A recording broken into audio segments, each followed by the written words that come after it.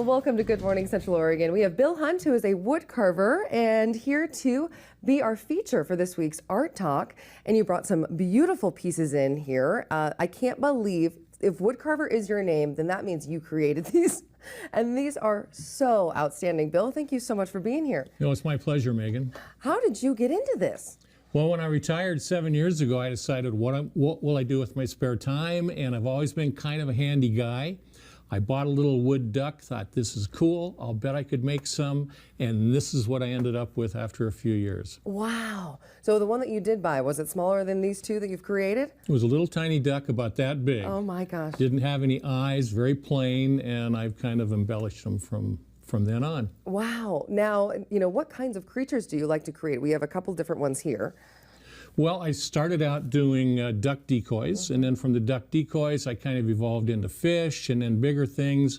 And now, as you can see, I'm doing owls, I'm doing geese. The sky's the limit. Yeah, no kidding. How about, what do you look for in a piece of wood? This looks like, are you stumbling upon them? Are you looking for something specific? Well, what I do, in the old pioneer ranches, Central Oregon, there's a lot of the old fence posts, and so I look for the fence posts. I look for really unusual shapes. It's like Michelangelo said, the art was already in the piece, and I just let it out. Wow. So tell us about these two pieces here. This one maybe we'll start with. This is pretty spectacular, and how did you look at this piece of wood and say, this is what I'm going to create? Well, what I was looking for on this piece of wood, Megan, was something that had the illusions of wings and tails. You can see this was a fence post. It still has the barbed wire staple in it, and so I like to keep a natural look along with the polished look, and then I carve the separate head and put the two of them together. All right, let's talk about the owl then. Well, as they say, Megan, who gives a hoot, right? Here, we'll move this out of the way so Jacob can get a good view of this beautiful owl. It's detailed. And so I have these in my backyard in Eagle Crest. The great horned owls like this, they fly around. On this particular one, again, you can see it was a fence post. It has the staple in it. And then for realism, I use taxidermy glass eyes. Wow. So the taxidermist, this is exactly what he would use.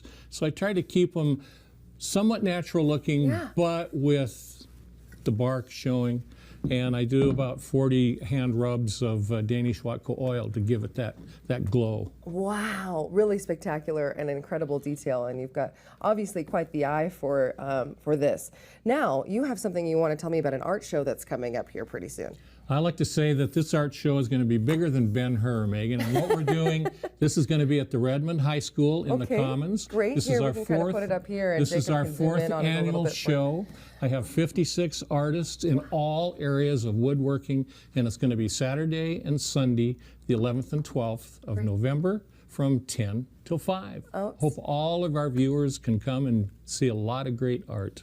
Fantastic. Wow, that's a lot of fantastic and talented folks in one place. What a great fall art show. I love it. Well, thank you. Well, thank you so much, Bill, for coming in, showing off some of your incredible art pieces. I think it's pretty spectacular. You started this 6 years ago. You've really taken off, and I'm excited to hear more about the art show. And is there any kind of a website folks can go to? Yes, you can. You can go to drycanyonorg.com. I know, thank goodness it's written on the paper. Drycanyonsarts.org. Close. That's the one. Yes. And it's even First Friday Art Walk is happening in Redmond this upcoming Friday. So a couple of back-to-back weekends of great art that we're featuring. And thanks so much, Bill, for being here. Been my pleasure, Megan. Thank you. All right, folks, we'll be right back.